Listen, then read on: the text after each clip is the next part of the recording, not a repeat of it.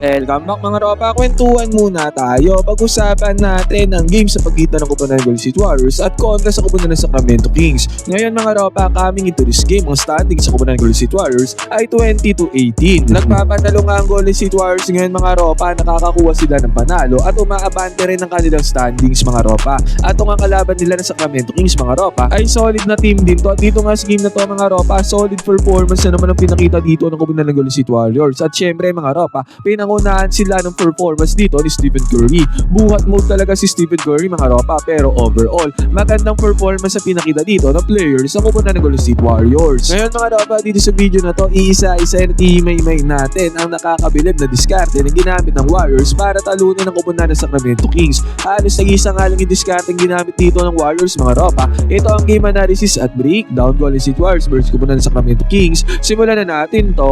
Okay, game. Ngayon mga ropa, sinumulan ng koponan ng Golden State Warriors ang game na to sa pick and roll gameplay ni Stephen Curry together with Quentin Post mga ropa. 10 reps pumasok yan. Samantala ang koponan naman ng Kings ay nakuha kanilang first field goal sa perimeter jumper dito ni Zach LaVine. Pero ang koponan ng Golden State Warriors mga ropa ay agarang nakabawi dyan. Hand of play papunta kay Stephen Curry mga ropa, may depensa doon sa ilalim pero baliwala yan kay Stephen Curry. Kita natin dito, pumasok na ang tirada, may kasama pang foul. At mapapansin natin mga ropa, pagbubukas ng game na to, puro pick and roll game ang ginagawa ng koponan ng Golden State Warriors. Successful nga ulit to mga ropa, at ang koponan naman ng Kings ay nakabawi dyan doon sa may ilalim, doon sa may paint. Pero again mga ropa, pick and pop gameplay naman, pick and roll, pick and pop. Dito Quentin Post mga ropa, 3-pointer basket is good. After nito mga ropa, heto hand of play ulit, tatlong plays na ang ginagamit dito ng koponan ng Golden State. Pero tong hand of play na to mga ropa, pumasok to para kay Stephen Curry, ang kanyang first 3-pointer dito sa game na to. Pero dito mga ropa, nakagawa ng history si Stephen Curry, 78 consecutive games mga ropa na may 3-pointer. First yan mga ropa sa NBA. Kaya pagbubukas wala mo ng first quarter mga ropa, mainit ka agad ng Golden State Warriors. 13-4 ka agad ang score. Si Russell Westbrook naman mga ropa ay nakabawi ng kanyang 3-pointer. Pero si Jimmy Butler nagkaroon ng good entry pass doon sa may loob. Pinanis ang depensa sa may ilalim, may kasama pang foul. At grabe naman ang ginawa dito ni Moses Moody against sa depensa ni Keyon Ellis mga ropa. Good defender si Keyon Ellis, pero krinosoberan lang to ni Moses Moody. At after nyan mga ropa, again hand of play na naman ang ginawa dito ng Golden State Warriors. Draymond Green kay Stephen Curry, kaya nakuha ni Stephen Curry dito ang pangalawang 3-pointer niya sa may game na to. 21-12 nga kagad ang score mga ropa, na pa timeout yan ang kupunan ng Sacramento Kings. Buti na lang after ng timeout, DeMar DeRozan mga ropa, ang specialty niya na mid-range jumper ay pumasok dito, basket is good. At after nyan mga ropa, offensive rebound ng koponan ng Kings. Sabay 3-pointer dito ni Zach LaVine. Nagkaroon nga ng momentum dito ang koponan ng Sacramento Kings. At dito mga ropa, yung hand of play ng koponan ng Golden State Warriors ay nabasa ng koponan ng Kings. Naging block ang tirada dyan ni Stephen Curry mga ropa. At ang tendency outcome niya, nagkaroon na naman ng punto sa koponan ng Kings. 7-0 run ang ginawa dyan ng Kings mga ropa, pero pinigilan niya ni Stephen Curry. Napakaganda pa sa papunta kay Gary Payton Jr. mga ropa, maganda talaga ang connection ng dalawang players na yan. Easy 2 points para kay GP2. Ang gandang cut naman ni Stephen Curry papunta doon sa may baseline mga ropa, easy 2 points na nagawa dyan ni Stephen Curry. Nakasagot niya ng koponan ng Sacramento Kings mga ropa, pero sa pagkakataon na to, si Jimmy Butler tinapos ang first quarter na to sa kanyang perimeter mid-range jumper. Kaya itong first quarter na to mga ropa, pumabor sa koponan ng Golden State Warriors, 34-29 ang score, 5 points sa kanilang kalamangan. Pagbubukas naman ng second quarter mga ropa, nagkaroon ng momentum, nagkaroon ng run dito ang koponan ng Sacramento Kings. Sunod-sunod na puntos ang kanilang ginawa. As in, sunod-sunod mga ropa. Buti na lang nakasagot dyan ang koponan ng Golden State, napigilan nila ang momentum dito ng koponan ng Sacramento sa magandang split action play dito ni Stephen Curry. Napit naman siya dyan ni Draymond Green. Easy 2 points na nagawa din ni Stephen Curry. At sa pagkakataon na to mga ropa, si DeMar DeRozan ay nakakuha ng perimeter mid-range jumper, basket is good. At sumagot naman dyan itong si Brandon Podziemski. Nagsagutan nga ng opensa ang dalawang koponan mga ropa. Dennis Schroeder naman dito para sa koponan ng Sacramento Kings. DeMar DeRozan mga ropa, ginagawang shooting practice to dito sa may mid-range. Buti nga mga ropa, si Stephen Curry nag-attempt dito na 3-pointer, mintes yan. Pero buti na lang si GP2 ay nandoon sa may ilalim para sa may offensive rebound. At eto, one shot fake ang ginawa dito ni Stephen Curry sa may left side corner 3-pointer. At ang 3-pointer na to ni Stephen Curry mga ropa ay pumasok na para sa kanya. Sumagot din naman ang 3-pointer dito ang kupunan ng Sacramento Kings. Pero sa pagkakataon na to, yung connection talaga ni Stephen Curry at GP2 ay nangingibabaw na sa moment na to. Basket is good yan mga ropa. Dennis Schroeder naman mga ropa nagkaroon ng good penetration dito sa depensa ng koponan ng Golden State Warriors, samantalang si Jimmy Butler ay nakakuha ng right side corner 3-pointer. Basket is good. At after pa niyan mga ropa, grabe pa ang hassle at effort na ginawa dito ni Jimmy Butler para makuha niya ang second chance points. Kaya naging 52-46 ang score dito mga ropa, kalagitnaan ng second quarter. Si Russell Westbrook naman hindi nagpaawat dito, strong attack ang kanyang ginawa. Pick and roll gameplay naman ang sinagot dito ng Golden State Warriors mga ropa. Al Horford nakakuha ng teardrops dito, basket is good. At after nyan, sumagot ulit dito ang kupunan ng Sacramento Kings. Sagutan nga lang sila dito sa may second quarter mga ropa. Grabe naman si Jimmy Butler, 1-on-1 lang dito sa may babaw. Grabing spin move ang kanyang ginawa. Grabe yung galaw dyan ni Jimmy Butler. Samantalang si Zach LaVine naman ay bumawi din dito ng magandang galaw against sa galaw na ni Jimmy Butler.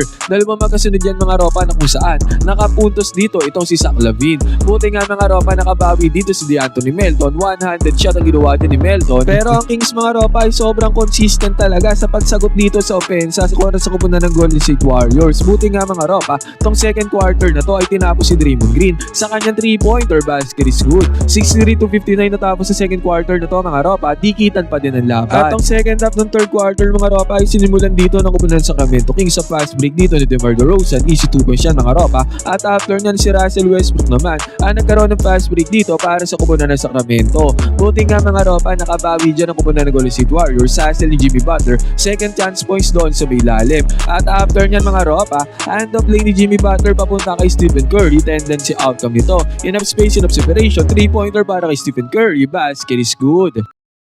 Lamang pa din dyan ang kupunan ng Golden State Warriors mga ropa pagbubukas itong third quarter, 72-67 ang score. At si Stephen Curry mga ropa nagmando pa ng bola dito, sabay swing niya ng bola kay Draymond Green. Again, another 3-pointer na naman ang napasok dito ni Draymond Green. Samantalang si DeMar DeRozan naman mga ropa ay nakabawi dito sa may 3-pointer ng Warriors. At after nyan, up and under move pa ang ginawa din ni DeMar DeRozan para sa easy 2 points. At sinigundaan pa yan ni Zach LaVine mga ropa ng kanyang perimeter jumper. Basket is good. Dahil yan naging 75-74 ang score kalagitnaan ng third quarter. Yun nga lang mga ropa, heto na. Ginamit na ng Golden State Warriors yung signature play nila. Hand of play dito ni Draymond Green papunta kay Stephen Curry. Kitang-kita natin dyan mga ropa, enough space, enough separation. Ang mayroon dyan si Stephen Curry, 3-pointer, basket is good. At hindi pa yan dyan natapos mga ropa dahil dito again, another hand of play na naman ang ginawa ni Draymond Green papunta kay Stephen Curry. Back-to-back 3-pointers na nagawa dito ng Warriors. Basket is good. At hindi pa nagpaawat dyan ang kupunan ng Warriors mga ropa dahil si DeAnthony Melton ay nakakuha din ng right side corner 3-pointer. Tatlong sunod-sunod na 3-pointers ang pinasok dito ng Warriors mga ropa, easy money. Si Dennis Schroeder naman mga ropa, dalawang magkasunod na puntos ang ginawa dito para sa kupunan ng Sacramento Kings. Lagi nga silang may sagot sa run na ginagawa ng kupunan ng Golden State Warriors.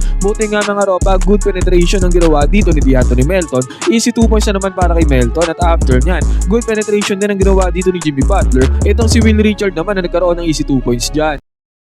At after nyan mga ropa, ito namang si Al Horford ay nakakuha ng teardrop attempt dito. Easy 2 points na nagawa dyan ni Al Horford. Samantalang right side corner 3-pointer pa ang ginawa dito ni DeAnthony Melton bago tuloy ay matapos ang third quarter na to. Kaya ang third quarter mga ropa ay natapos sa score na 97-84. Lumabas sa 13 points sa kalamangan dyan ang kupunan ng Golden State Warriors.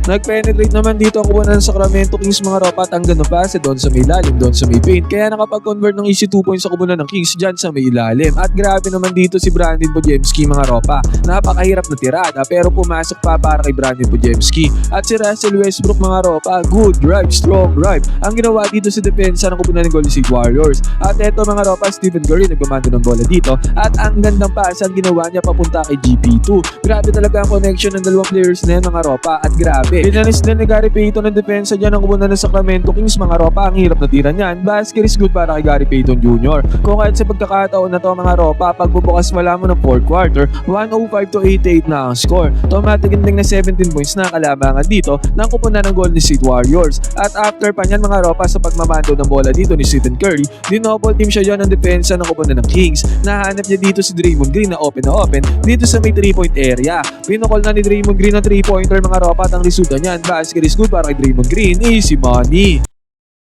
At sa senaryo pa na to mga ropa, naswingan ng bola dito si Brandon Podziemski. Kita natin walang depensa dyan ang kupunan ng Sacramento. Open lane para kay Podziemski. Slam dunk ang kanyang ginawa dyan mga ropa. At after niya, nagkaroon ulit ng open lane itong si Brandon Podziemski. Easy 2 points naman ang kanyang nagawa dito sa may layup. At pinasok nga din pala dito ni Coach Steve Kerr to si Buddy Hield mga ropa dito sa may garbage time. At nakapukol naman ang top of the key 3-pointer dito itong si Buddy Hield. Panis ang depensa dyan ang kupunan ng Sacramento dyan sa may dulo. At eventually nga mga ropa, napangawakan na ng Golden State Warriors ang panalo 137-103. Natapos ang game na to. Tumataginding na 34 points na tinambak nila kontra sa kupunan ng Sacramento Kings. Grabe ang pagpulusok sa opensa ng Warriors doon sa may dulo sa may fourth quarter, kaya natambakan dyan ang kupunan ng Sacramento. Ngayon mga ropa, mga kapitbahay muna tayo. Ang game ng Lakers kontra sa kupunan ng Milwaukee Bucks mga ropa ay naging crucial din, naging intense din ang laban doon mga ropa. Pero doon nga sa uli, na-foul ni Luka Doncic sa may 3-point area ang kupunan ng Milwaukee Bucks mga ropa, at yun ang nagbigay ng kalamangan against sa kupunan ng Lakers. Dalawang free throws na napasok dyan ni Kevin Porter Jr. mga ropa, at doon nga sa uli nagkaroon ng possession ng kupunan ng Lakers. LBJ nagmamando ng bola at great defense ang ginawa dito ni Giannis Antetokounmpo. Nasundutan niya dyan si LBJ mga ropa, at ang nangyari dyan, nag-turnover si LeBron James. Foul ulit ng Lakers dito si KPJ mga ropa, dalawang free throws na napasok, at doon nga sa dulo nag-fell short dito ang comeback na gagawin sana ng kupunan ng Lakers. 13-1 na sila sa clutch moments mga ropa dahil sa pagkatalo nila kontra sa kupunan ng Milwaukee Bucks. Mga ropa, dahil sa panalo ng Golden State Warriors, sumakyat na kanila standing sa 21-18. Pangwalo sila sa Western Conference mga ropa, nananatili silang pangwalo. Samantalang ang Lakers naman ay 23-13 na mga ropa, panglima na ang Lakers sa Western Conference. Nagpapanalo nga ang Golden State Warriors mga ropa, sunod-sunod ang kanilang panalo. Samantalang ang Lakers naman ay nananalo, natatalo. Hindi maintindihan ng Lakers mga ropa ngayon. Ano masasabi nyo sa performance dito ng kupunan ng Golden State Warriors? Pwede kayo mag-comment dyan sa baba ng opinion mga ropa. Magkwentuhan tayo.